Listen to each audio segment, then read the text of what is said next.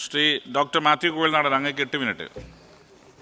Sir, ഈ ആരോഗ്യവകുപ്പുമായി ബന്ധപ്പെട്ട് ഞാനിവിടെ ഈ സഭയിൽ വന്ന സമയം മുതൽ നിരന്തരം ടോൾ ക്ലെയിംസാണ്. പ്രത്യേകിച്ച് ആരോഗ്യമന്ത്രി ഈ സഭയിൽ തന്നെ എത്രയോ വട്ടം പറഞ്ഞിരിക്കുന്നു, കേരളമാണ് നമ്പർ 1, കേരളം ലോകത്തെ അമേരിക്കയിലും കടത്തി വെട്ടി നിൽക്കുക എന്നാണ് പറയുന്നത്. അതിനവരെപ്പോഴും ഇപ്പോൾ പറഞ്ഞില്ലേ, ഇപ്പോൾ എനിക്ക് തൊട്ട് മുമ്പ് പ്രസംഗിച്ച മുരളി അദ്ദേഹം പറഞ്ഞില്ലേ, ഇപ്പോൾ ശിശുമരണ നിരക്ക്, മാതൃമരണ നിരക്ക് വളരെ കുറവാണ്, ലൈഫ് എക്സ്പെക്റ്റൻസി അല്ലെങ്കിൽ ആയുർദൈർഘ്യം കേരളത്തിൽ വളരെ കൂടുതലാണ്. ഞാൻ ആരോഗ്യമന്ത്രിക്ക് ഒരു ഡോക്യുമെൻ്റ് തരുന്നുണ്ട്. 1913 ബ്രിട്ടീഷുകാർ എഴുതിയ ഡോക്യുമെൻ്റാണ്. അതിൻ്റെ അവർ പറഞ്ഞിട്ടുണ്ട് ഇന്ത്യയിലെ ഏറ്റവും കൂടുതൽ ലൈഫ് എക്സ്പെക്റ്റൻസി ഉള്ളത് തിരുവിതാംകൂർ രാജ്യത്താണെന്ന് പറഞ്ഞിട്ടുണ്ട്. ഇത് 1913 മുതലുള്ള കാര്യമാണ് നിങ്ങൾ ഈ പറഞ്ഞുകൊണ്ടിരിക്കുന്നത്. പിന്നെ എനിക്ക് ഇന്ന് ഏറ്റവും ഇതായിട്ട് തോന്നിയത്, നിങ്ങൾ വളരെ അക്സെപ്റ്റ് ചെയ്ത് കഴിഞ്ഞ എത്രയോ നാളുകളായി ഈ അസംബ്ലി പറഞ്ഞുകൊണ്ടിരിക്കുകയാണ് കേരളത്തിലെ മാതൃമരണ നിരക്ക് കുറഞ്ഞു വരികയാണെന്ന്. ഞാൻ ഇന്ന് ഈ ഗവൺമെൻറ് ഇന്നത്തെ ദിവസം ടേബിൾ ചെയ്ത നമ്മുടെ ഇതുണ്ട്, എക്കണോമിക് റിവ്യൂ ഉണ്ട്. ആ എക്കണോമിക് റിവ്യൂവിൻ്റെ അധ്യായം 1 15ാമത്തെ പേജിൽ ഞാനൊരു 2 വരി വായിക്കാം. ഗർഭധാരണം മൂലമോ അലസൽ മൂലമോ 1,00,000 ജീവനുള്ള ജനങ്ങളിൽ എത്ര മാതൃമരണങ്ങൾ സംഭവിക്കുന്നു എന്നാണ് മാതൃമരണ നിരക്ക്. സ്ത്രീകൾക്കിടയിൽ ഗർഭധാരണവുമായി ബന്ധപ്പെട്ട് അപകട സാധ്യത പ്രതിനിധീകരിക്കാൻ MMR ഉപയോഗിക്കുന്നു. കേരളത്തിലെ MMR 2010 30 ആയിരുന്നത് 2021 19 2022 22 2023 25 രേഖപ്പെടുത്തിയിട്ടുണ്ട്. It's your document, it's your statics. ഇത് ഇന്ന് ടേബിൾ ചെയ്ത് ഇന്നത്തെ ദിവസം ടേബിൾ ചെയ്താണ്. മാതൃമരണ നിരക്ക് കഴിഞ്ഞ ഓരോ വർഷവും കൂടി വന്നു. നിങ്ങൾ ഇന്ന് വരെ ഈ അസംബ്ലിയിൽ പറഞ്ഞോ? ഇന്ന് വരെ അസംബ്ലി പറഞ്ഞു നിങ്ങളുടെ ഡോക്യുമെന്റ് എന്ന് പറഞ്ഞു. അല്ലെങ്കിൽ ഇത് നിഷേധിക്കാൻ കഴിയുമെങ്കിൽ ആരോഗ്യമന്ത്രി നിഷേധിക്കട്ടെ. ഇത് ഫാക്റ്റ് അല്ലാന്ന്.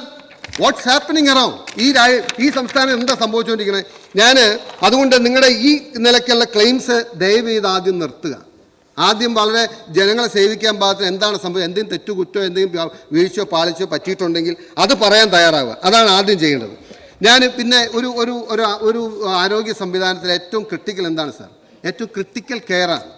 നമ്മളൊരു കാര്യം മനസ്സിലാക്കേണ്ടത്, കേരളത്തിൽ മെഡിക്കൽ കോളേജുകളിലല്ലാതെ ഒരു ജില്ലാ ആശുപത്രിയിലോ താലൂക്ക് ആശുപത്രിയിലോ എവിടെയും 24 hours ക്രിട്ടിക്കൽ കെയർ ഇല്ല.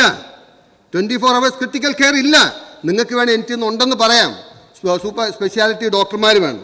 ഇനി നിങ്ങളുടെ ആരോഗ്യവകുപ്പിൻ്റെ സ്ട്രെങ്ത് എന്ന് പറയുന്നത് എന്താണ്? സൂപ്പർ സ്പെഷ്യാലിറ്റിയിൽ 6000-ലധികം ഡോക്ടർമാർ ആരോഗ്യവകുപ്പിനുണ്ടെന്നാണ് ഞാൻ മനസ്സിലാക്കുന്നത്. 6013 എത്രയെങ്കിലും ആട്ടെ, 6000 ചില്ലാനും ഡോക്ടർമാരുണ്ട്. അതിൽ സൂപ്പർ സ്പെഷ്യാലിറ്റി ഡോക്ടർമാർ ടു മൈ നോളജ് കഴിഞ്ഞ ആഴ്ച വരെ ഉണ്ടായിരുന്നത് 20 പേരാണ്. 20 പേര്. ഇപ്പോൾ വീണ്ടും ഈ കഴിഞ്ഞ ആഴ്ച 2 ആഴ്ച മുമ്പ് 30 പേരെ കൂടി ആഡ് ചെയ്ത് ആകെ 50 സൂപ്പർ സ്പെഷ്യാലിറ്റി ഡോക്ടേഴ്സാണ് നമ്മുടെ എൻറ്റയർ സിസ്റ്റത്തിലുള്ളത്. ഇനിയിപ്പോൾ ഞാൻ ഒരു കാര്യം ചോദിക്കാം. ഇനിയിപ്പോൾ മന്ത്രിയല്ലോ ചികിത്സിക്കുന്നത്, മന്ത്രി കുറ്റം പറയാൻ പറ്റില്ല. മന്ത്രി ഡോക്ടർമാരാണ് ചികിത്സ നടത്തുന്നത്, ഡോക്ടർമാരുടെ പിഴവാണ്, ഈ കാര്യങ്ങളെല്ലാം പറയാം. ഇപ്പോൾ മുരളി സംസാരിച്ചെന്ന് പറഞ്ഞല്ലോ UDFൻ്റെ കാലത്ത് അങ്ങനെ സംഭവിച്ചു. സാർ, അധികം ദൂരമൊന്നുമില്ല. ഈ മാനന്തവാടി മെഡിക്കൽ കോളേജിൽ കഴിഞ്ഞ ദിവസം ഒരു സ്ത്രീ ദേവി എന്ന സ്ത്രീ പ്രസവത്തിന് പോയി. അവർ സുഖപ്രസവമായിരുന്നു. അതിനുശേഷം അവർക്ക് തീവ്രമായ വേദനയും ദുർഗന്ധമൊക്കെ അനുഭവപ്പെട്ട് എന്നിട്ട് ഹോസ്പിറ്റലിൽ പോയി കണ്ട് ഒരു കുഴപ്പമില്ല, നിങ്ങൾ വെള്ളം കുടിക്കാൻ പറഞ്ഞ് തിരിച്ചു വിട്ടു.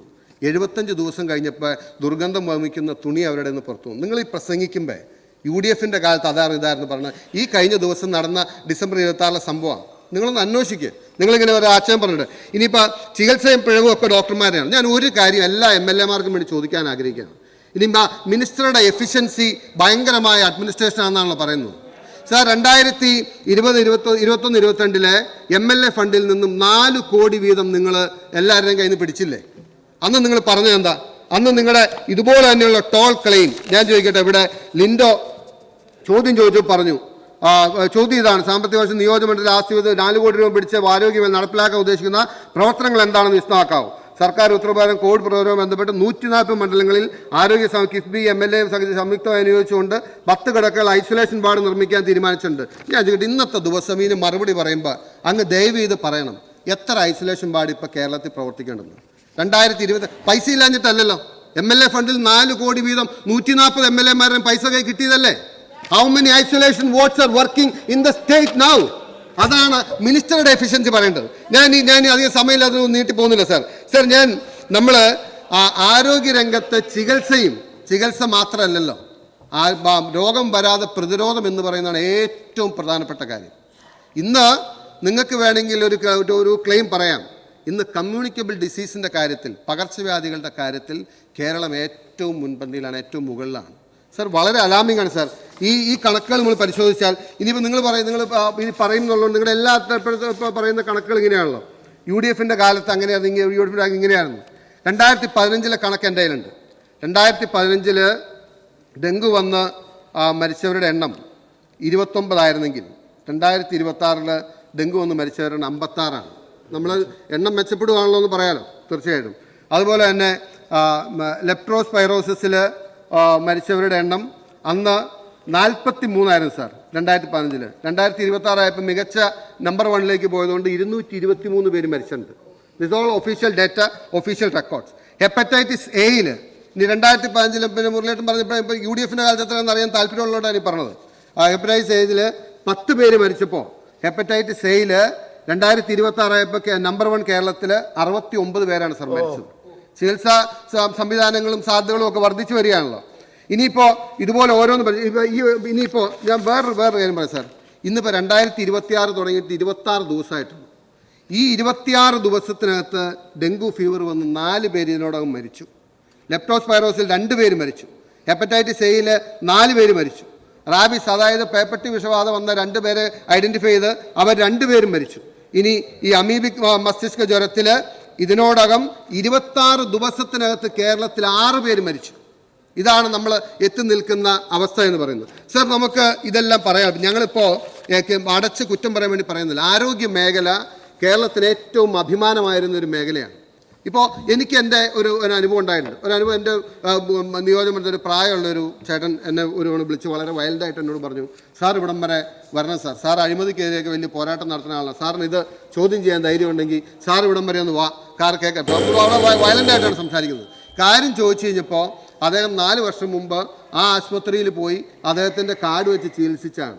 ഇപ്പോൾ ആ കാർഡ് വെച്ച് ചികിത്സിക്കാൻ ചെന്നപ്പോൾ പൈസ അടയ്ക്കാൻ പറഞ്ഞു. ഇവർ അഴിമതി, പ്രായമുള്ള ആളാണ്, അദ്ദേഹത്തിന് പറഞ്ഞാൽ മനസ്സിലാവുന്നില്ല. സാർ, ഞാൻ ഈ കാർഡ് കൊണ്ട് ഇവിടെ ചികിത്സിച്ച എന്നെ ഇപ്പം ഈ സ്ത്രീ എന്നോട് പൈസ അടയ്ക്കാൻ പറയുകയാണ്. സാർ ഈ അഴിമതി ചോദ്യം ചെയ്യണമെന്ന് അവർ പറയുന്നത്. കാര്യമില്ല സാർ, ഈ കാസ്പിൽ നിന്നും നിങ്ങൾ പൈസ അടയ്ക്കാത്തതുകൊണ്ട് ആയിരക്കണക്കിന് ആശുപത്രികൾ പിൻവാങ്ങി. ഇവിടുത്തെ കേരളത്തിലെ ജനങ്ങൾക്ക് കിട്ടിയിരുന്ന ഒരു ചികിത്സാ സൗകര്യം ഇല്ലാതായി. അതെല്ലാം നിങ്ങളുടെ അഡ്മിനിസ്ട്രേറ്റീവ് ഇന്നെഫിഷ്യൻസിയാണ്. നിങ്ങൾ അഡ്മിനിസ്ട്രേറ്റീവ് ഇന്നെഫിഷ്യൻസി അഡ്മിറ്റ് ചെയ്തില്ലെങ്കിലും നിങ്ങൾ ദയവ് ചെയ്ത് ഈ അഹങ്കാരം ഒന്ന് അവസാനിപ്പിക്കണം. ഈ അട്ടഹാസവും ഇതൊന്ന് അവസാനിപ്പിക്കും. ഞാൻ യഥാർത്ഥത്തിൽ നോക്കുമ്പോൾ ആരോഗ്യ വകുപ്പിൽ നമുക്ക് കാണാൻ കഴിയുന്നത് അഹങ്കാരവും ആക്ഷേപവുമാണ്. എപ്പോൾ സംസാരിച്ചാലും എന്തു പറഞ്ഞാലും ആരെയും ആക്ഷേപിക്കാൻ ഒരു മടിയില്ല. ചെയ്തു വെച്ചിട്ടുള്ള കാര്യങ്ങളും നടന്നിട്ടുള്ള കാര്യങ്ങളും ആളുകൾ എണ്ണി പറഞ്ഞാൽ നിങ്ങൾക്ക് ജനങ്ങളുടെ മുമ്പിൽ ഇറങ്ങാൻ കഴിയാതെ വരും. പക്ഷെ അതൊരു മര്യാദ കൊണ്ട് ഞങ്ങൾ ഇല്ലാത്ത കാര്യങ്ങൾ പറഞ്ഞിട്ടില്ല, ഉള്ള കാര്യങ്ങൾ നിങ്ങൾ വേളം വെക്കില്ല. അതുകൊണ്ട് ദയവ് ചെയ്ത് വിനയത്തോടുകൂടി കറക്റ്റ് ചെയ്യാൻ പറ്റുന്ന കാര്യങ്ങൾ കറക്റ്റ് ചെയ്ത് മുന്നോട്ട് പോകാൻ വേണ്ടിയിട്ടാണ് ഞങ്ങൾ ഈ അടിയന്തര പ്രമേയം കൊണ്ടുവന്നത്. നിങ്ങൾക്ക് പറ്റുമെങ്കിൽ ഇത് ഉൾക്കൊണ്ട് മാറ്റാൻ പറ്റുന്ന കാര്യങ്ങൾ മനസ്സിലാക്കി നന്നാക്കുക, അല്ലെങ്കിൽ ജനങ്ങൾ അവരുടെ വിധി എഴുതട്ടെ.